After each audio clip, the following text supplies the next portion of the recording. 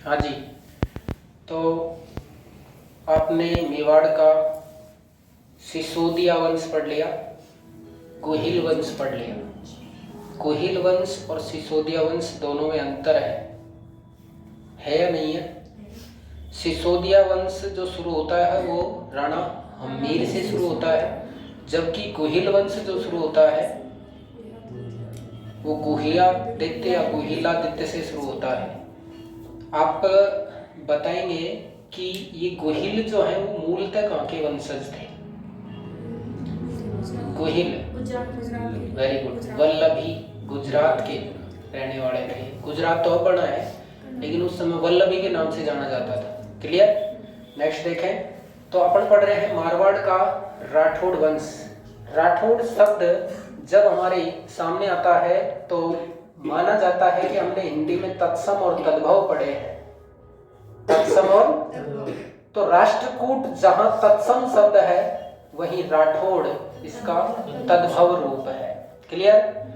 तो राठौड़ शब्द की उत्पत्ति संस्कृत के राष्ट्रकूट से हुई है।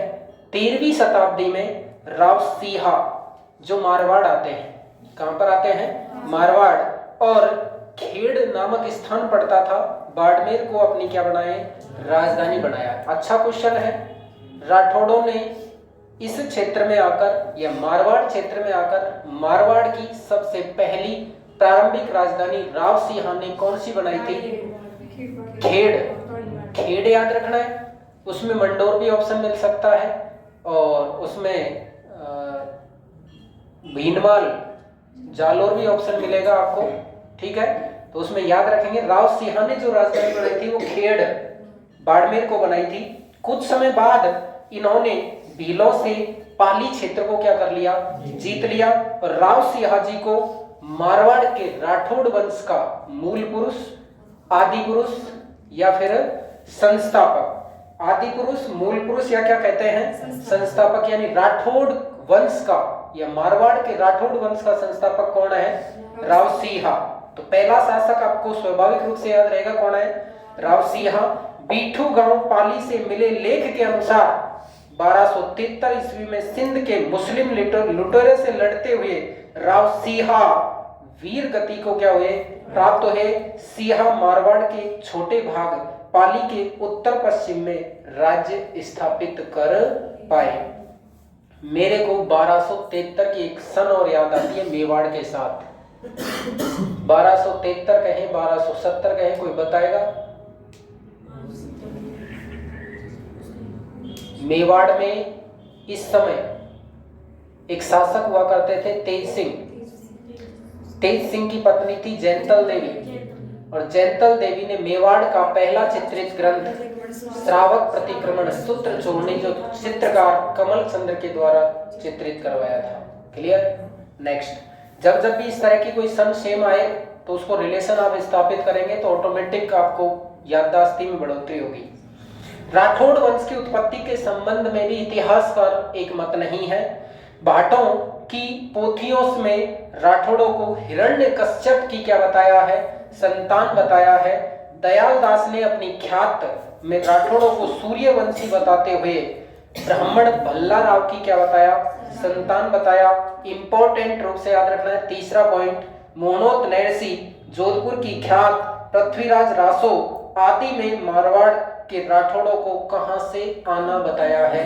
कन्नौज से, जो आज तक का सबसे विश्वसनीय तथ्य माना जाता है। उसके बाद में कन्नौज के ही एक शासक हैं जिसका नाम आपने पहले से पढ़ रखा है, पृथ्वीराज चौहान तृतीय के साथ जयचंद गढ़वाल के वंशज बताया है। किसने बताया?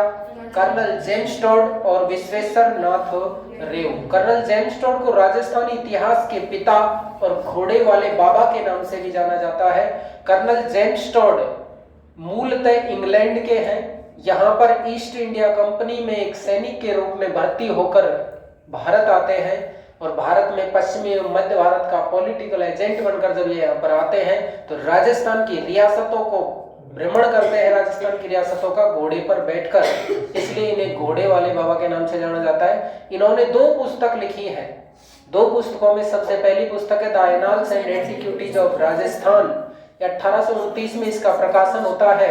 और 1835 में जब इनकी मृत्यु हो जाती है, 1835 में जब इनकी मृत्यु हो जाती है, तब इनकी दूसरी पुस्तक जो अधूरी रह गई थी 1839 में उसका प्रकाशन होता है। उस पुस्तक का नाम था पश्चिमी भारत की यात्रा। और annals and antiquities of Rajasthan पुस्तक में ही हेडिंग के रूप में कर्नल जेम्स टॉड ने पहली बार राजस्थान शब्द का प्रयोग किया था 1829। नेक्स्ट, डॉक्टर गौरीशंकर हीराचंद ओझा जो है राठौड़ों को बदायूं के राठौड़ों का क्या मानते हैं? वंशज मानते हैं। नेक्स्ट, तो राव सिंहा के बाद एक शासक आता है जिसका नाम है आस्थान। कौन आया? आस्थान 1273 से 1291 तक राठौड़ वंश के शासक रहते हैं। और दूहड़ उसके बाद आते हैं 1291 से 1309 तक ने राज्यभार संभाला। ये ज्यादा प्रतापी शासक नहीं रहे हैं। आस्थान खेड़, आपको पता है राव सिंहा ने खेड़ को राजधानी बनाया था, तो आस्थान खेड़ और ईडर पर अधिकार कर लिया। 1291 में आस्थान वीर गति को प्राप्त हुआ और आस्थान का उत्तराधिकारी कौन बना? दूहड़। तो राव सिंहा के बाद में आस्थान, आस्थान के बाद में दूहड़ ने प्रतिहारों को परास्त करके मंडोर पर अधिकार किया और 1309 में वीर गति को प्राप्त हो गए। फिर आता है राव चूड़ा एक ही है, लेकिन राणा चूड़ा अलग है। बात समझ में आ गई? क्योंकि राव चूड़ा की ही पुत्री है जिसका नाम हंसाबाई था, जिसका शादी का नारियल मेवाड़ के शासक राणा चूड़ा के पास जाता है, लेकिन चूड़ा उस समय दरबार में उपस्थित नहीं था, इसलिए शादी किसके साथ हुई? राणा लाखा के साथ। तो राव चूड़ा 1394 से 1423, राव चूड़ा ने मंडोर के राठौड़ों की क्या बनाई? ये क्वेश्चन पूछा जाएगा कि मंडोर को पहली बार राठौड़ों की राजधानी किसने बनाई थी? राव चूड़ा ने। राठौड़ों की प्रारंभिक राजधानी कौन सी थी? खेड़ बाड़मेर। बात समझ में आ रही है? क्वेश्चन समझ में भी आ रहा है? तो राव चूड़ा ने मंडोर को राठौड़ों की राजधानी बनाया। चूड़ा का पालन पोषण उनके चाचा किसने किया था? मल्लीनाथ जी का नाम आपने सुना होगा, लोक देवताओं में इनका नाम आता है मल्लीनाथ और तल्लीनाथ जी। और सालोड़ी गांव की क्या दी थी इनको? जागीर प्रदान की। कुंगल के भाटियों द्वारा चूड़ा को 1423 में धोखे से क्या कर दिया? मार दिया। चूड़ा ने नागौर में एक तालाब बनवाया था जिसका नाम चूड़ासर रखा। राव चूड़ा मारवाड़ का प्रथम प्रतापी शासक है जिसने मंडोर को अपनी राजधानी बनाया। उनकी पत्नी थी जिसका नाम चांद कंवर है। चांद कंवर के नाम से एक बावड़ी बनवाई जिसका नाम चांद बावड़ी पड़ा, जो जोधपुर में है। लेकिन राजस्थान के इतिहास में जो प्रसिद्ध चांद बावड़ी है वो आबानेरी की चांद बावड़ी है, जो 8वीं-9वीं शताब्दी में राजा चांद के द्वारा बनवाई गई है। वो राजा चांद कौन से वंश से संबंधित था? प्रतिहार शासक, गुर्जर प्रतिहार शासक। तो चांद बावड़ी जोधपुर में भी है, आप इस तरह याद रखेंगे। अपने पास में बांदीकुई या फिर दौसा में, यानी तहसील इस समय बांदीकुई लगती है, पहले बसवा तहसील लगती थी, तो तहसील बांदीकुई में, और स्थान के हिसाब से भी बांदीकुई आएगा, वैसे जिला आएगा तो दौसा आएगा। चूड़ा ने अपनी पत्नी किशोर कंवरी के प्रभाव में आकर, मतलब 2 शादियां की है इसका मतलब, तो किशोर कंवरी के प्रभाव में आकर छोटे पुत्र कान्हा को अपना क्या बना दिया? उत्तराधिकारी बना दिया। तब उसका बड़ा पुत्र रणमल, राव चूड़ा का ही पुत्र है रणमल राठौड़। रणमल नाराज होकर मेवाड़ के राणा लाखा की सेवा में अपनी बहन हंसाबाई के साथ चला गया। अब याद आ गई होगी वो कहानी, यानी मेवाड़ के शासक राव चूड़ा की पुत्री हंसाबाई थी, जिसकी शादी उन्हीं के ज्येष्ठ पुत्र रणमल राठौड़ ने मेवाड़ के शासक राणा लाखा के साथ सशर्त करवाई थी। क्लियर? नेक्स्ट अब आता है कौन? रणमल राठौड़ से पहले अपने 4 शासक हुए हैं, सॉरी। सबसे पहला कौन था? राव सिंहा के बाद आसनाथ और फिर दूहड़ के बाद में राव। क्लियर? राव चूड़ा का पुत्र है बड़ा पुत्र रणमल राठौड़, छोटा पुत्र कौन था? कान्हा। आगे देखें तो रणमल राठौड़ कब से कब तक रहा है? 1427 से 1438 तक। अपने पिता चूड़ा द्वारा छोटे भाई कान्हा को मारवाड़ का शासक बनाए जाने से नाराज होकर कहां पर चला गया, मेवाड़ चला गया और अपनी बहन हंसाबाई का विवाह किससे कर दिया, राणा लाखा से कर दिया। और जो राणा लाखा और हंसाबाई का पुत्र हुआ उसका नाम क्या था, मोकल। मोकल छोटा होने के कारण मेवाड़ का राज्यभार अब कौन संभाल रहा है, रणबल राठौड़। तो अपने भांजे मोकल के मेवाड़ का महाराणा बनने पर मेवाड़ प्रशासन में राव रणमल का प्रभाव बढ़ गया। स्वाभाविक रूप से तब तक रणमल राठौड़ ने मेवाड़ के अधिकांश उच्च पदों पर राठौड़ों की नियुक्तियां कर दी। और जब मोकल का पुत्र आएगा कौन, कुंभा, तो कुंभा आकर राठौड़ों के प्रभाव को क्या करेगा, कम करेगा। आपको पता है भारमली के माध्यम से रणमल राठौड़ ने कुंभा की हत्या करवानी चाहिए, लेकिन ये प्रभाव उल्टा हो गया। नेक्स्ट, तो प्रभाव बढ़ गया और रणमल की 1438 में अपनी प्रेमिका भारमली के सहयोग से मेवाड़ी सामंतों के द्वारा क्या करवा दी, हत्या करवा दी। राव जोधा 1438 से 1489 तक शासक रहता है। राव जोधा अगर बात करें तो राव चूड़ा के बाद सबसे शक्तिशाली प्रभावशाली अगर कोई व्यक्ति आता है तो वो आता है राव जोधा।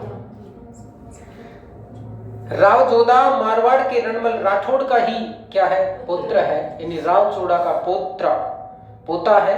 1459 में मैंने आपको बताया था जब मेवाड़ पढ़ाया कि राणा कुंभा और राव जोधा दोनों में कभी नहीं बढ़ती थी, हमेशा ज्यादातर झगड़ा होता रहा है। उससे दुखी होकर राव जोधा मेवाड़ से निकल जाता है और कहां जाता है, मारवाड़ आ जाता है। और मारवाड़ में आकर एक नए स्वतंत्र राज्य की स्थापना करता है और अपने नाम से करता है, इसलिए उसका नाम जोधपुर पड़ा।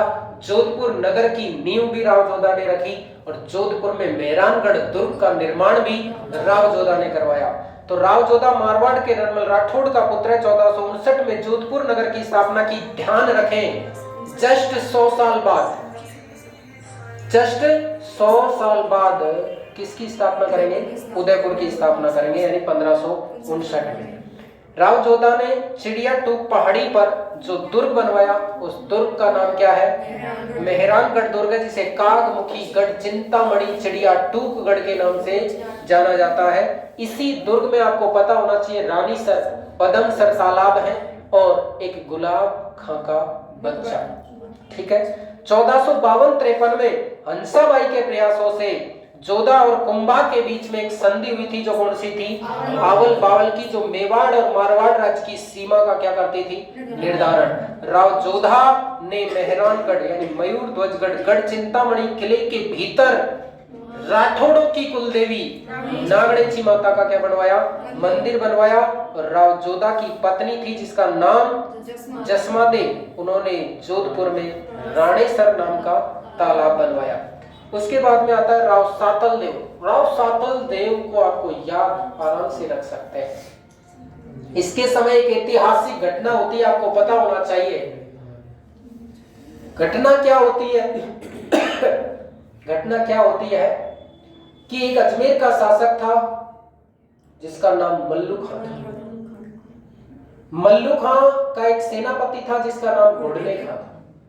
घोड़ले खां मारवाड़ अभियान पर जाता है और उस समय गणगौर का पूजन कर रही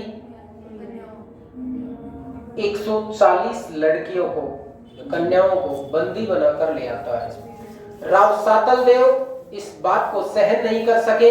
राव सातल देव ने अजमेर अभियान किया और अजमेर अभियान के दौरान मल्लू खां का जो सेनापति था घोड़ले खां, उसको पराजित किया, उसका वध किया, उसके जो सर था उसको तीरों से छेद दिया।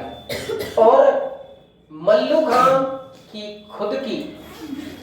घोड़ले खां की खुद की लड़की सहित 141 लड़कियों को मारवाड़ लेकर आया। और उसी विजय के उपलक्ष्य में मारवाड़ में एक त्योहार, एक पर्व, एक उत्सव मनाया जाता है जिसका नाम घुड़ला त्योहार, घुड़ला पर्व, घुड़ला महोत्सव है। यह त्योहार जब हम बासोड़ा पूजते हैं उस दिन मनाया जाता है। सीधी सी बात, चैत्र कृष्णा अष्टमी को बासोड़ा के दिन मारवाड़ में यह त्योहार बड़ी धूमधाम से मनाया जाता है। और इस घुड़ला नृत्य में मारवाड़ में महिलाएं क्या करती हैं? घड़े के अंदर, छिद्रित घड़े के अंदर दीपक जलाकर उसे सिर पर रखकर नृत्य करती है, जिसे घुड़ला नृत्य कहते हैं।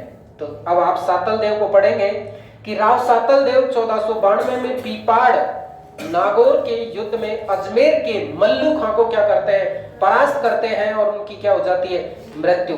इनके समय अजमेर के शासक मल्लू खां के सेनापति नाम क्या है? घुड़ले खां ने मारवाड़ में गणगौर का पूजन कर रही कन्याओं को बंदी बना लिया और अजमेर ले गया। कन्याओं को बचाने के लिए राव सातल ने मल्लू खां के साथ युद्ध किया और मारवाड़ का प्रसिद्ध गुडला उत्सव की शुरुआत राव सातल की विजय के उपलक्ष्य में की। राव सातल की पत्नी फूला भटियाणी ने जोधपुर में फूले लाव तालाब का क्या करवाया? निर्माण करवाया। तो आपको पता होना चाहिए मारवाड़ का राठौड़ वंश का पहला शासक कौन था? राव सीहा। राव सीहा के बाद कौन था? आसनाथ। आसनाथ के बाद दूहड़, और दूहड़ के बाद राव चूड़ा। चूड़ा का पुत्र रणमल राठौड़। रणमल राठौड़ का पुत्र राव जोधा, और राव जोधा के बाद कौन आया? सातल। राव जोधा के 5 पुत्र हैं। कितने? राव जोधा के 5वें और सबसे छोटे पुत्र ने बीकानेर की स्थापना की, राव बीका। नेक्स्ट पढ़ेंगे आप सातल देव, आपने पढ़ लिया है। उसके बाद में आता है राव सूजा। इस समय बीकानेर के शासक राव बीका ने जोधपुर दुर्ग का क्या किया? घेरा किया। यानी उधर राव सातल देव, मैंने कहा था राव जोधा के कितने पुत्र थे? 5। सबसे छोटा पुत्र कौन? राव बीका। तो राव बीका समकालीन होगा राव सूजा के ऑटोमेटिक, क्योंकि वो सबसे छोटा था। तो राव बीका ने इस समय जोधपुर दुर्ग का घेराव किया और माता जसमा दे, बताओ जसमा दे कौन थी? जोधा की पत्नी। तो जसमा दे के माध्यम से क्या करवाया? समझौता करवाया। और क्या किया? ध्यान दें, कुछ राज चिन्ह बीका को क्या कर दिए? भेंट कर दिए। और इनके समय मेवाड़ में राव वीरम देव ने स्वतंत्र राठौड़ सत्ता की स्थापना की। आप जब पढ़ेंगे आगे तो राठौड़ वंश कितने भागों में बटेगा आप बता सकते हैं? 5 भागों में बटेगा। कितने भागों में? किशनगढ़ अजमेर जो आप चित्रकला शैली पढ़ते हैं, उस चित्रकला शैली पे भी किसका प्रभाव था? राठौड़ों का प्रभाव था। यानी वहां पर भी राठौड़ों का शासन रहा। क्लियर? पूछता है ये क्वेश्चन कि किशनगढ़ अजमेर में कौन सा वंश शासन कर रहा है? तो राव सूजा के समय मेवाड़ में राव वीरम देव ने स्वतंत्र राठौड़ सत्ता की क्या कर दी? स्थापना। अब आता है राव सूजा के बाद इंपॉर्टेंट शासक राव गंगा। अब गंगा को पढ़ने के लिए आपको समकालीन मेवाड़ का शासक राणा सांगा याद आना चाहिए। 1509 में राणा सांगा मेवाड़ का शासक बना था और राव गंगा कब बना? 1515 में। जब खानवा का युद्ध होगा 1527 में, तो राणा सांगा पाती परवण प्रथा के माध्यम से राजपूताना के समस्त शासकों को आमंत्रित करेगा। इस दौरान राव गंगा का पुत्र मालदेव, जो कि खानवा युद्ध में राणा सांगा की क्या करेगा? सहायता करेगा। तो राव गंगा ने 1529 में राव सेखा के द्वारा जोधपुर पर आक्रमण करने पर राव गंगा ने सेवकी गांव के युद्ध में उसे क्या किया था? परास्त किया। और मेवाड़ के राव वीरम देव के द्वारा गंगा की सत्ता की अवहेलना करने पर गंगा ने सोजत पर क्या कर लिया? अधिकार कर लिया। राव गंगा ने खानवा के युद्ध में राणा सांगा की सहायता के लिए 4000 सैनिक भेजे थे। कितने? 4000। और किसको भेजा था सेनापति बनाकर? अपने पुत्र मालदेव को भेजा था। 1531 में राव गंगा की क्या हो जाती है? मृत्यु हो जाती है। आपको पता होना चाहिए राणा सांगा की मृत्यु 1528 में हुई थी, बाबर की मृत्यु 1530 में हुई थी और मालदेव ये गंगा की मृत्यु 1531। फिर अब आता है कौन? राव मालदेव। तो राव मालदेव के साथ आपके पता है कि इस समय 1500 कहां पर आ गया? 31। इस समय 1530 में जब बाबर की मृत्यु हो गई तो दिल्ली या मुगल सत्ता का शासक बना कौन? हुमायूं। 1530 से लेकर 1540 तक हुमायूं शासन करता है। 1539 और 1540 में चौसा और कन्नौज के युद्ध होते हैं। चौसा और कन्नौज के युद्ध में हुमायूं को हार मिलती है और शेरशाह सूरी की अफगान सत्ता दिल्ली पर स्थापित हो जाती है। उसके बाद में आपको पता होगा कि मारवाड़ का शासक जो राव मालदेव है, तो शेरशाह सूरी मारवाड़ के शासक राव मालदेव से युद्ध करने के लिए आ रहा है और 1544 में जैतारण पाली में गिरी सामेल का युद्ध होता है। उस गिरी सामेल के युद्ध में जब शेरशाह सूरी हारने की कगार पर था, हारते हारते जीत गया, तो जीतने के बाद कहता है कि मैं मुट्ठी भर बाजरे के लिए हिंदुस्तान की बादशाहत खो बैठता। एक बार वीडियो। तो आप जब मारवाड़ का राठौड़ वंश पढ़ रहे हैं, आपने संस्थापक पढ़ा राव सिंहा, उसके बाद में प्रतापी शासक आता है राव चूड़ा, राव चूड़ा के बाद में सर्वाधिक प्रतापी शासक आता है राव जोधा, राव जोधा के बाद में अगर कोई शासक आता है तो राव गंगा है, लेकिन राव गंगा का इतना प्रभाव नहीं था जितना मालदेव का है। किसका? राव मालदेव का है। तो आप पढ़ रहे हैं राव मालदेव 1531 से 1562 तक रहे हैं। 1531 से 1562 रहे, इसका मतलब आपको दिल्ली की सल्तनत भी याद रखनी है। उस समय मुगल शासक कौन है? तो हुमायूं। और इस दौरान पूरा आएगा शेरशाह सूरी। तो शेरशाह सूरी मारवाड़ पर आक्रमण करेगा।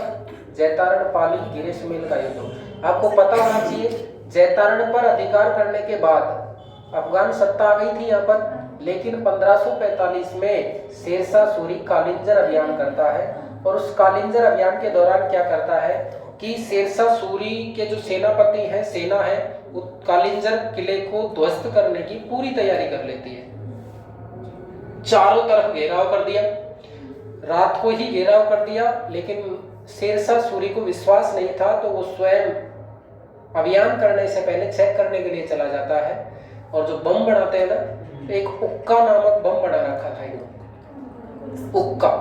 तो उक्का नामक उसी बम पर इसका पैर पड़ गया, जिससे फटने से शेरशाह सूरी की क्या हो जाती है? मृत्यु, और कालिंजर अभियान इसका असफल हो जाता है। इसी के साथ अफगानों की जो शक्ति थी वो धीरे धीरे क्षीण होती चली जाती है। हालांकि 1555 तक दिल्ली पर अफगान सत्ता रहती है और उधर एक भटकता शासक जिसने चौसा और कन्नौज के युद्ध में पराजय का मुंह देखा था, यानी हुमायूं, सरहिंद के युद्ध में और पंजाब के युद्ध में अफगानों को पराजित करके 1555 में पुनः दिल्ली का राज सिंहासन प्राप्त कर लेता है और उस विजय के उपलक्ष्य में दीनपनाह नगर की स्थापना करता है और दीनपनाह पुस्तकालय की स्थापना करता है। और उसी दीनपनाह पुस्तकालय की सीढ़ियों से गिरकर हुमायूं की मृत्यु हो जाती है। इसलिए हुमायूं के बारे में भी कहा जाता है, किसकी तरह? रावचंद्र सेन की तरह, कि मुगल शासक वह कौन सा था जिसने जिंदगी भर ठोकरें खाई और अंत में ठोकर खाकर ही उसकी मृत्यु हो गई? हुमायूं था। नेक्स्ट आप पढ़ रहे हैं मालदेव को। तो मालदेव को फारसी इतिहासकारों ने या फारसी ग्रंथों में किस नाम से संबोधित किया था? हसमत वाला राजा। कौन सा राजा? हसमत वाला राजा। हसमत वाला राजा का मतलब होता है अस्मत, नॉट हसमत। अस्मत, जिसकी बुलंदी हो, जिसका दम हो, जो शान और शौकत के साथ रहता हो, उस शासक का नाम है राव मालदेव। मालदेव का युद्ध होता है बीकानेर के शासक राव जैतसी के साथ। बीकानेर के शासक राव जैतसी के साथ जो युद्ध होता है, उस युद्ध का नाम है पाहेबा साहेबा का युद्ध। चौसा का युद्ध 1539, कन्नौज का युद्ध 1540 और 1541 में हुआ था पाहेबा साहेबा का युद्ध, जो मालदेव और बीकानेर के राव जैतसी के मध्य होता है। यानी ये भाइयों से लड़ाई है, एक तरीके से आप मान सकते हैं, क्योंकि बीकानेर में राव बीका की वंशज है और यहाँ पर राव जोधा के वंशज है। मालदेव इस युद्ध में विजित होता है। जैतसी का जो पुत्र था राव कल्याणमल भागकर किसके पास चला गया? तो कल्याणमल के लिए भी वही स्थिति काम में ले सकते हैं हम जो उदय सिंह के लिए अपने काम में लिए है। राव कल्याणमल ने पहले शेरशाह सूरी की यानी अफगान अधीनता स्वीकार की और बाद में मुगलों की अधीनता स्वीकार की। जिस तरह उदय सिंह ने की। क्लियर? तो बीकानेर का राव कल्याणमल भागकर शेरशाह सूरी के पास चला जाता है और मेड़ता का वीरमदेव भी शेरशाह सूरी के पास चला जाता है। बड़े दुख की बात है। उसके बाद में शेरशाह सूरी, इस कल्याणमल का भी योगदान है, इसमें ध्यान रखना आप भाई। शेरशाह सूरी किससे यानी जो कल्याणमल है वो किससे मिल जाता है? शेरशाह सूरी से मिल जाता है। अब कल्याणमल ही खुद मालदेव पर आक्रमण करने के लिए शेरशाह सूरी को आमंत्रित कर रहा है। इस बात को आपको समझना होगा। कहते हैं घर का भेदी लंका ढाए। अगर वो तो बात एक अलग थी, लेकिन शायद मैं कहता हूं विभीषण अगर नहीं होता तो शायद रावण नहीं मरता, कितने ही प्रयासों से नहीं मरता। क्योंकि जो भेद बताया था, अमृत कुंडी का जो भेद बताया था, वो किसने बताया था? विभीषण ने ही बताया था। इस तरह आपने बहुत सारे युद्ध पढ़े हैं, चाहे क्यों नहीं हल्दी घाटी का युद्ध ही हो। हल्दी घाटी के युद्ध में भी एक भाई की अपने ही भाई के साथ क्या थी? लड़ाई थी। तो गिरी सुमेल चैतारण पाली का युद्ध होता है 5 जनवरी 1544। आपको तारीख भी याद रखनी है। 1544 आपको पहले से याद है। 5 जनवरी 1544 को गिरी सामेल का युद्ध होता है मालदेव और शेरशाह सूरी के बीच में। मालदेव के इसमें सेना नायक थे जैता और कूपा। कौन? जैता और कूपा। और उधर शेरशाह सूरी से कौन जाकर मिला था? राव कल्याणमल और मेड़ता का वीरमदेव। ये भी एक तरीके से माने भाइयों से ही लड़ाई है, एक तरीके से, नहीं है क्या? ठीक है। शेरशाह सूरी इस युद्ध में विजित होता है, यानी जीतता है, और शेरशाह सूरी मालदेव की सेना में फूट डाल देता है। अतः मालदेव अपनी सेना लेकर पुनः जोधपुर आ जाता है और जैता और कूपा शेरशाह की सेना से युद्ध करते हुए वीर गति को प्राप्त होते हैं। शेरशाह सूरी क्या हो जाता है? जीत जाता है। और बहुत मुश्किल से जीतने के कारण शेरशाह सूरी कहता है कि मैं एक मुट्ठी भर बाजरे के लिए, क्योंकि मारवाड़ में बाजरा ही पैदा होता है, मारवाड़ को वो विजिट करना चाहता था, तो वो कह रहा है कि एक मुट्ठी भर बाजरे के लिए मैं हिंदुस्तान की बादशाहत खो बैठता। अगर हार जाता काश कुछ अलग होता। राव मालदेव दिल्ली का शासक होता। आपने नाम सुना होगा, मालदेव की पत्नी का नाम था उमादे, जो अभी सेकंड ग्रेड एग्जाम में प्रश्न पूछा है कि रूठी रानी के नाम से इतिहास में जाना जाता है उमादे को। मालदेव का विवाह जैसलमेर की राजकुमारी उमादे के साथ होता है। कहानी एक इंटरेस्टिंग और बहुत गहराई की है। एक मार्मिक तरीके से एक फिल्म के माध्यम से आपको समझाया जाएगा इसको। मालदेव का विवाह जैसलमेर की राजकुमारी उमादे के साथ होता है। किसके साथ? उमादे के साथ होता है। लेकिन उमादे के साथ क्या घटना घटित होती है कि ऐसी घटना किसी के साथ घटित ना हो, जो कि विवाह से के पहले दिन, यानी जिस दिन विवाह हुआ था, विवाह के पहले दिन ही मालदेव से नाराज होकर कहां चली जाती है? अजमेर चली जाती है। आपको पता होना चाहिए कि मालदेव ने जो ये शादी की है वो भी अपने दम पर की है, अपने दम पर की है। जो उमादे का पिता है वो भी इस शादी को नहीं करवाना चाहता था, अपने दम पर की है। तो मालदेव का विवाह जैसलमेर की राजकुमारी उमादे के साथ होता है, जो कि विवाह के पहले दिन से ही मालदेव से नाराज होकर रूठ कर चली जाती है। कहां पर? अजमेर में। और यह इतिहास में रूठी रानी के नाम से जानी जाती है। नाम क्या था? उमादे। किसकी पुत्री थी? किसकी पुत्री थी? बीकानेर के शासक, जैसलमेर के शासक की पुत्री है। और यह इतिहास में रूठी रानी के नाम से जानी जाती है। उमादे को मनाने के लिए मालदेव ने, बड़ी इंटरेस्टिंग कहानी है, ध्यान से सुनना, क्योंकि उमादे के पहले भी रानियां हैं। तो उमादे को मनाने के लिए मालदेव ने ईश्वरदास जी बारहट को भेजा और मालदेव की अन्य रानियां जो थी उन्होंने उमादेव को आने से रोकने के लिए आशा जी चारण को भेजा।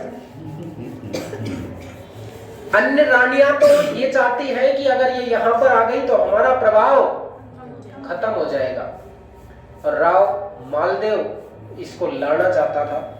तो होता क्या है कि उमादे की दासी का नाम भी क्या था? वारमली था। तो शेरशाह सूरी की मृत्यु हो गई कब? 1545 में कालिंजर अभियान के दौरान।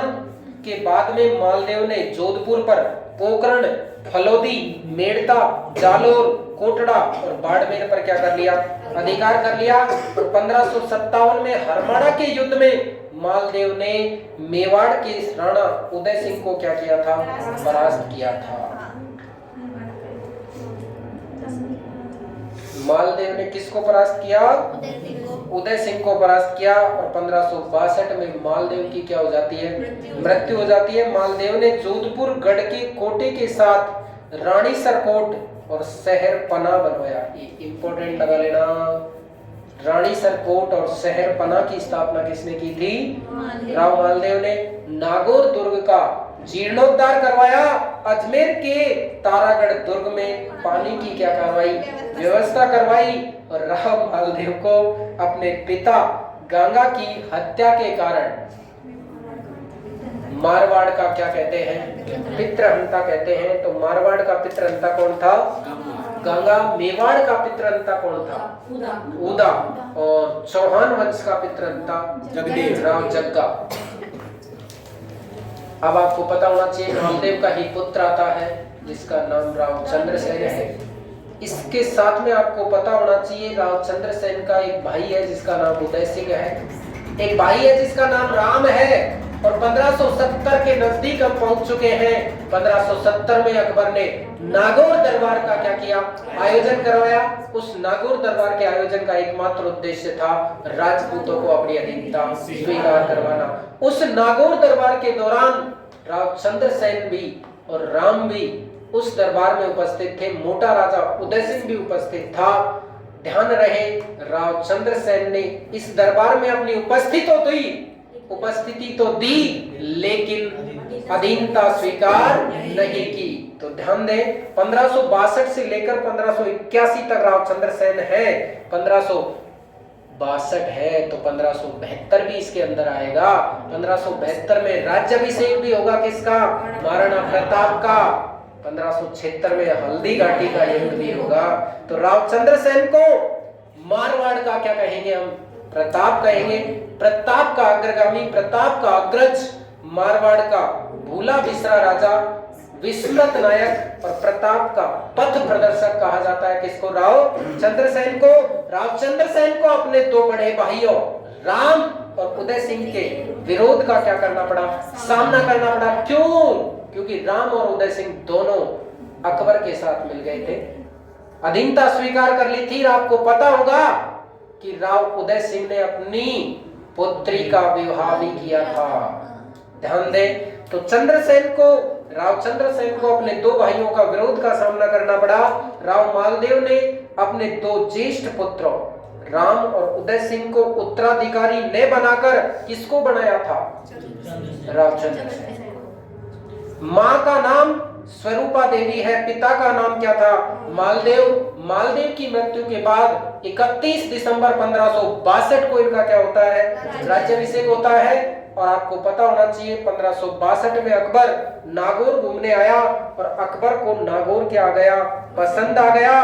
और नागौर का शासक जो था जयमल राठौड़, मैंने बताया था आपको, वो अपनी बहन सहित मेवाड़ चला गया था। यानी जयमल राठौड़ ने उदय सिंह मेवाड़ के शासक जो थे उनके यहाँ शरण ली और अपनी बहन जिसका नाम क्या था?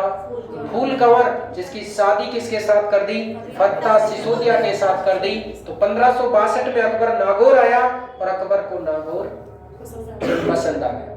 नागौर का शासक जयमल राठौड़ मेवाड़ उदय सिंह की शरण में चला गया और वह अपनी फूल कंवर की शादी यानी बहन की शादी फत्ता सिसोदिया के साथ कर देता है। और आगे की बात आपको पता होना चाहिए 1568 के दौरान जब अकबर मेवाड़ पर आक्रमण करता है उस समय जयमल और पत्था और वीर कल्ला राठौड़ उस युद्ध का नेतृत्व करते हैं और उस युद्ध में जयमल और पत्था दोनों वीर गति से यानी वीरता पूर्वक लड़ते हुए वीर गति को क्या होते हैं प्राप्त होते हैं। उनके युद्ध कौशल को देखकर अकबर भी अद्भुत रह गया। उनके युद्ध कौशल से प्रभावित होकर अकबर ने जयमल और पत्ता की गजारूढ़ प्रतिमा आगरा किले के बाहर लगवाई थी। ध्यान रहे कि बाद में उन मूर्तियों को हटवा दिया गया और बाद में बीकानेर का शासक राय सिंह जब आगरा जाता है तो उन मूर्तियों को ले आता है। आज वो दोनों मूर्तियां आज भी बीकानेर के जूनागढ़ किले के बाहर लगी हुई है। ध्यान दें तो वीर कल्ला राठौड़ मीराबाई का क्या था भतीजा, सॉरी जयमल का भतीजा, जयमल का भतीजा है। वीर कल्ला राठौड़ को भी मेवाड़ ले गया और 1570 का अकबर का जो नागौर दरबार है वो मारवाड़ के लिए परतंत्रता की कड़ी क्या हो गया साबित हो गया। राव चंद्रसेन अकबर की अधीनता स्वीकार नहीं करता। उसके बाद चंद्रसेन कहां चला जाता है सिवाना चला जाता है। आपको पता होना चाहिए सिवाना दुर्ग को मारवाड़ के राजाओं की शरण स्थली कहते हैं। राव चंद्रसेन का भाई राम और उदय सिंह ये दोनों अकबर की शरण में चले गए। 1572 ईस्वी में अकबर ने बीकानेर के कुंवर राय सिंह को जोधपुर का क्या किया प्रशासक नियुक्त कर दिया। किसको राय सिंह, कल्याणमल, राव कल्याणमल का पुत्र कौन है राय सिंह जिसको जोधपुर का प्रशासक नियुक्त कर दिया। और अकबर ने चंद्रसेन को पकड़ने के लिए कई अभियान किए लेकिन सफल नहीं हुआ। और 1581 में पाली में सारण के पर्वतों में चंद्रसेन की क्या हो जाती है मृत्यु हो जाती है। चंद्रसेन की मृत्यु के बाद अकबर जोधपुर को खालसा घोषित कर देता है। खालसा भूमि का मतलब होता है जिसका कोई उत्तराधिकारी न हो, खालसा घोषित कर देता है। और 1583 में राव चंद्रसेन के बड़े भाई उदय सिंह को जोधपुर का राजा स्वीकार कर लेता है। यानी अकबर क्या करता है बाद में उदय सिंह को जोधपुर का साम्राज्य संभाला देता है। यानी आपसे क्वेश्चन क्या पूछा जाएगा कि मारवाड़ या जोधपुर जो है वो कब से कब तक खालसा रहा 81 से 83। अच्छा क्वेश्चन है, नया क्वेश्चन है। नेक्स्ट मोटा राजा उदय सिंह, ये राव चंद्रसेन का क्या था भाई था। 1581 से 83 के मध्य जब मारवाड़ खालसा घोषित होता है यानी सीधा केंद्र के अधीन जब हो जाता है यानी सीधा अकबर के हाथ में चला गया। और 1583 में अकबर ने उदय सिंह को मुगल अधीनता में जोधपुर का क्या कर दिया शासक नियुक्त कर दिया। मारवाड़ का प्रथम शासक जिसने मुगलों की अधीनता स्वीकार की मोटा राजा उदय सिंह था। जोधपुर राज्य का प्रथम शासक था जिसे मुगल दरबार में मनसबदारी प्राप्त थी। मारवाड़ का प्रथम शासक था जिसने 1587 में मुगलों से वैवाहिक संबंध स्थापित किए और अपनी पुत्री मानबाई का विवाह अकबर के पुत्र शहजादे सलीम यानी जहांगीर के साथ कर दिया। जहांगीर का पहला विवाह 1583 में मानबाई के साथ हुआ था जो कि आपको पता होना चाहिए आमेर की थी। बुआ भतीजी गई है, आपको इस बात का पता होना चाहिए। आमेर के राजा भगवान दास की पुत्री और मान सिंह की क्या थी बहन थी। इसी मानबाई से खुसरो का जन्म हुआ था। और जहांगीर का दूसरा विवाह मारवाड़ के शासक मोटा राजा उदय सिंह की पुत्री मानबाई जोधाबाई या जगत गोसाई से हुआ जिसने क्या शहजादा खुर्रम का क्या होता है जन्म होता है। जोधपुर को जोधाबाई को मल्लिका ए जहां की उपाधि, इंपॉर्टेंट लगाओ इसको, जो मारवाड़ के शासक राव जोधा यानी मोटा राजा उदय सिंह की पुत्री है कौन जोधाबाई, उसको मल्लिका ए जहां की उपाधि प्राप्त थी। मोटा राजा उदय सिंह के शासन काल में मारवाड़ की चित्रकला शैली का सर्वप्रथम मुगल शैली का प्रभाव पड़ा और अकबर ने मोटा राजा उदय सिंह के कहां पर भेजा है लाहौर अभियान पर भेजा है जहां 11 जुलाई 1595 को लाहौर में ही मोटा राजा उदय सिंह की मृत्यु हो गई और उदय सिंह की मृत्यु के पश्चात उसके पुत्र किशन सिंह ने 1609 में जोधपुर के राठौड़ों से पृथक होकर किशनगढ़ राज्य की स्थापना की। ये वही किशनगढ़ है, कौन सा? अजमेर वाला। तो देखो राठौड़ों की शाखा एक तो खुद मंडोर में थी, एक राठौड़ों की शाखा बीकानेर में थी, एक मां राठौड़ों की शाखा नागौर में भी थी, एक राठौड़ों की शाखा किशनगढ़ अजमेर में भी थी। कितनी शाखा हो गई अब तक? 4। टोटल कितनी शाखाएं हैं? 5। एक शाखा कौन सी बची? बाड़मेर में शाखा ही नहीं है। बाड़मेर तो मैं नहीं ना। हाँ जी, नेक्स्ट देखें। सूर सिंह 1595 से 1619 तक शासक रहता है। अकबर ने सूर सिंह को सवाई राजा की उपाधि प्रदान की और ये 2 मुगल बादशाहों के समकालीन रहा, एक अकबर और एक जहांगीर ने अपने पुत्र खुर्रम को 1613 में जब मेवाड़ अभियान पर भेजा तो सूर सिंह भी खुर्रम के साथ था। ये खुर्रम कौन है? शाहजहां। Very good. अकबर के द्वारा 2000 की मनसब प्रदान की थी सूर सिंह को, जिसे जहांगीर ने बढ़ाकर 3000 एवं बाद में 5000 कर दिया।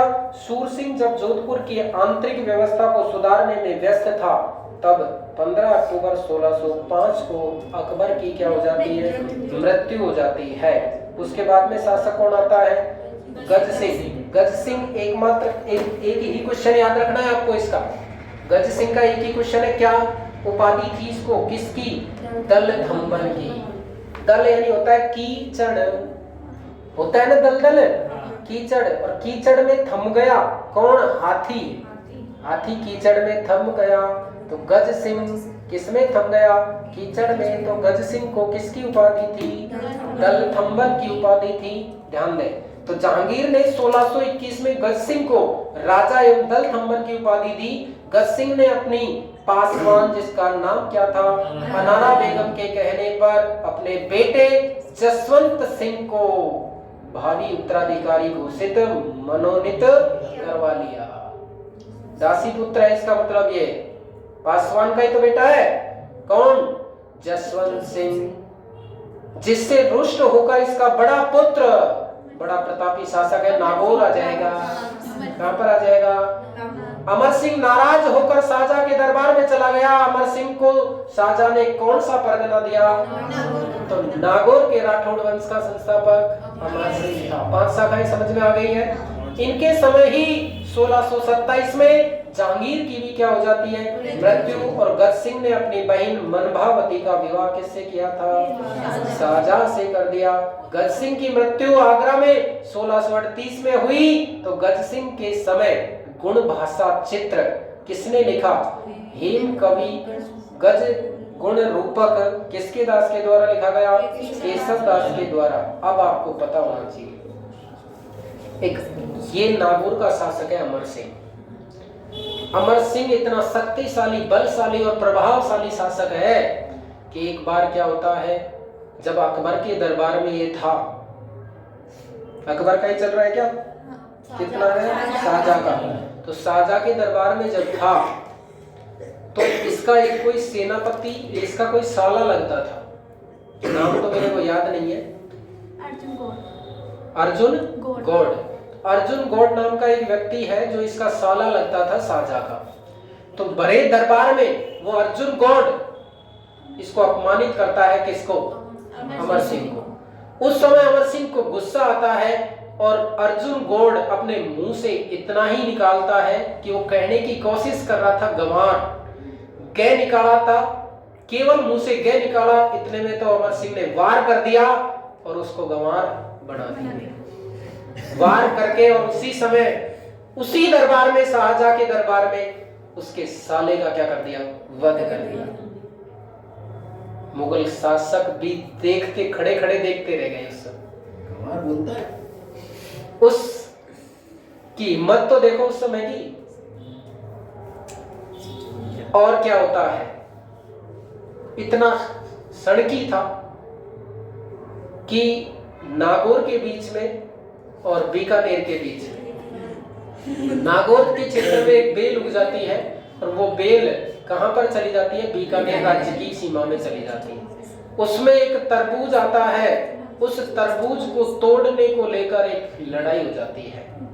सिंह और इसके बीच मतीरे की उस लड़ाई का नाम है मतीरे की राड 1644, क्योंकि 1544 में गिरीश आमेर का युद्ध याद रखेंगे, और 1644 में मतीरे की राड होती है। अमर सिंह राठौड़ और बीकानेर का करण सिंह के बीच में लड़ाई होती है, जिसे मतीरे की राड है। तरबूज तोड़ने के ऊपर कि इस तरबूज को कौन ले, उसको लेकर युद्ध हो गया।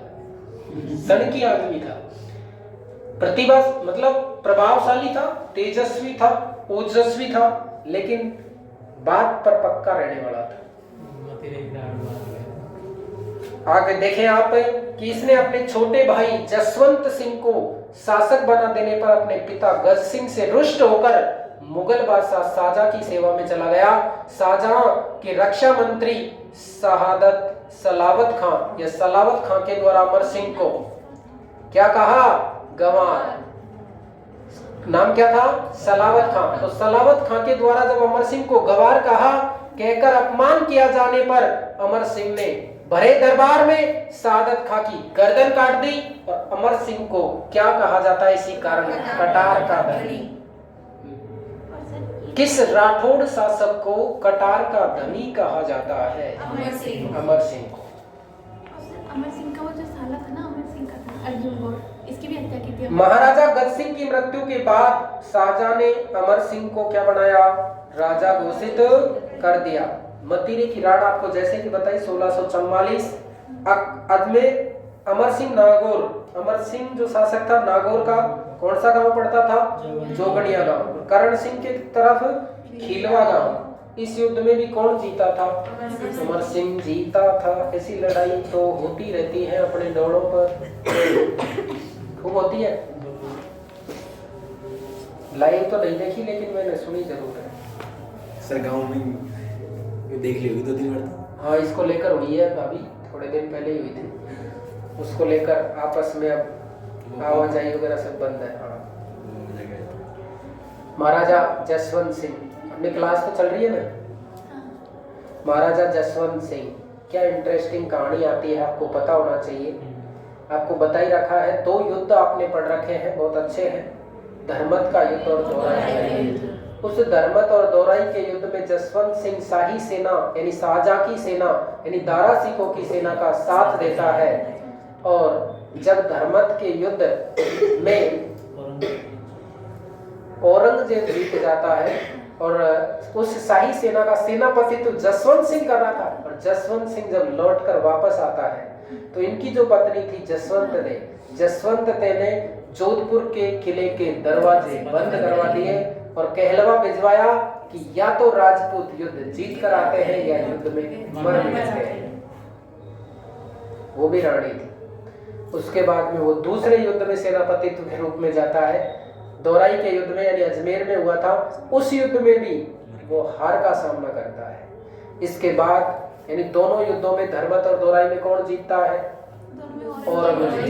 औरंगजेब जीतने के बाद जसवंत सिंह को बंदी बना लेता है और फिर जोधपुर जाता है और जोधपुर में जसवंत सिंह की पत्नी जसमादे को भी बंदी बना लेता है। बंदी बनाकर दिल्ली ले गया। दिल्ली उस समय जब लेकर गया तो कहा जाता है कि जसमादे जो थी वो गर्भ से थी और वहां जसमादे के गर्भ से अजीत सिंह का क्या होता है? जन्म होता है। मुगल परवरिश में अजीत सिंह का जन्म हुआ, लेकिन उस स्थिति से बाहर निकाल कर लाने का कार्य मारवाड़ के राठौड़ वंश का उद्धारक आस्करण पुत्र वीर दुर्गादास राठौड़ ने किया। इसलिए वीर दुर्गादास राठौड़ को मारवाड़ के राठौड़ वंश का उद्धारक कहा जाता है। उसके बाद में आपको पता होना चाहिए कि अजीत सिंह को कहां पर भेजा था? मेवाड़ भेजा था। मेवाड़ में इस समय कौन है? राज सिंह है। क्लियर? देखिएगा आगे। तो महाराजा अजीत सिंह जसवंत सिंह मारवाड़ का अंतिम शासक था, जिसने अपने बल और प्रभाव से अपना सम्मान बनाए रखा। जसवंत सिंह को महाराजा की उपाधि दी थी किसने? शाहजहां ने। और जब जसवंत सिंह की मृत्यु, ध्यान देना, मैंने कहा था जसवंत सिंह को बंदी बना लिया, बंदी बनाकर इसको शिवाजी के वहां भेज दिया, शिवाजी से संधि करने के लिए। ये जाकर शिवाजी से मिल गया, शिवाजी मिल गए। शिवाजी ने क्या किया? अपने पास रख लिया। शिवाजी ने उसको भेज दिया जमरूद अफगानिस्तान अभियान पर, जहां जसवंत सिंह की अफगानिस्तान में मृत्यु हो जाती है। तो जब जसवंत सिंह की मृत्यु हुई थी तब औरंगजेब ने कहा था कि आज कुफ्र का दरवाजा टूट गया है, धर्म विरोधी, यानी इस्लाम के विरोध में था ना ये, धर्म विरोधी दरवाजा टूट गया है। जब मुगल सम्राट शाहजहां के पुत्रों के मध्य उत्तराधिकार संघर्ष होता है 1658 में, धर्मत का युद्ध जो उज्जैन एमपी में होता है, यह औरंगजेब के विरुद्ध दारा शिकोह, यानी शाहजहां का सबसे बड़ा पुत्र जिसे छोटा अकबर के नाम से जाना जाता है, किसको? दारा शिकोह को। तो उसके विरुद्ध युद्ध करता है, लेकिन कासिम खां के विश्वासघात के कारण दारा शिकोह की क्या हुई? पराजय हुई। और जसवंत सिंह को उसके सहायकों ने जोधपुर लौटने के लिए क्या कर दिया? विवश कर दिया। तब जसवंत सिंह के जोधपुर पहुंचने पर उनकी रानी, उदयपुरी रानी, जिसने किले के द्वार खोलने से इनकार कर दिया और कहलवा भेजा कि राजपूत या तो युद्ध में विजयी लौटते हैं या वहां मर मिटते हैं, महाराजा पराजय के बाद नहीं लौट सकते। ऐसा कहकर रानी सती होने के लिए तैयारी करने लगी। अंत में रानी मां के समझाने पर एवं जसवंत द्वारा पराजय का बदला लेने का वचन देने पर दुर्ग के दरवाजे खोले गए। इस कथा का श्यामल दास ने मान्यता दी है, मगर रेवू ने इसे मान्यता नहीं दी है। औरंगजेब के शासक बनते ही आमेर का राजा मिर्जा राजा जयसिंह महाराजा जसवंत सिंह के साथ औरंगजेब के दरबार में, यानी जोधपुर का शासक जसवंत सिंह ने तो दारा शिकोह का साथ दिया था, जयपुर के शासक जयसिंह ने औरंगजेब का साथ दिया। नेक्स्ट, तो जसवंत सिंह को कहां पर भेजेंगे? औरंगजेब की शासक बनते ही आमेर का राजा मिर्जा राजा जयसिंह महाराजा जसवंत सिंह के साथ औरंगजेब के दरबार में जाता है 1673 में। इसको बाद में पढ़े, इससे पहले 1673 से पहले आ जाते हैं कि जो जयसिंह है, इस जयसिंह को औरंगजेब भेजेगा 1665 में शिवाजी के पास, और शिवाजी और औरंगजेब के बीच में संधि करवाएगा। कौन करवाएगा? जयसिंह करवाएगा, जिसे पुरंदर की संधि कहते हैं। उस पुरंदर की संधि के बाद ही शिवाजी मुगल दरबार में उपस्थित होते हैं। तो 1673 में श्रीमान जी जसवंत सिंह को कहां भेज दिया? काबुल भेज दिया। और जमरूद काबुल अफगानिस्तान में जसवंत सिंह की 1678 में क्या हो जाती है? मृत्यु हो जाती है। जसवंत सिंह की मृत्यु से पहले उसका बड़ा पुत्र पृथ्वी सिंह था, जिसे औरंगजेब ने विषैले वस्त्र पहनवा कर क्या करा दिया? मरवा दिया। जसवंत सिंह के दक्षिण में औरंगाबाद की स्थापना की। अच्छा क्वेश्चन है। जोधपुर में राई का बाग का निर्माण करवाया। जोधपुर स्टेशन से पहले एक स्टेशन पड़ता है राई का बाग स्टेशन। जसवंत सिंह की पत्नी थी जिसका नाम अतिरंग दे ने जोधपुर में जान सागर तालाब का क्या करवाया? निर्माण करवाया, जिसे शेखावत जी का तालाब भी कहते हैं। इसकी दूसरी पत्नी जसवंत दे ने जोधपुर में रायका बाग और कल्याण सागर का क्या करवाया? निर्माण करवाया, जिसे वर्तमान में क्या कहते हैं? रातानाडा। आपको पता होना चाहिए रातानाडा फेमस है किसके लिए? हवाई अड्डे के लिए। जोधपुर में हवाई अड्डा है जिसका नाम क्या है? रातानाडा है। क्लियर? हाँ जी।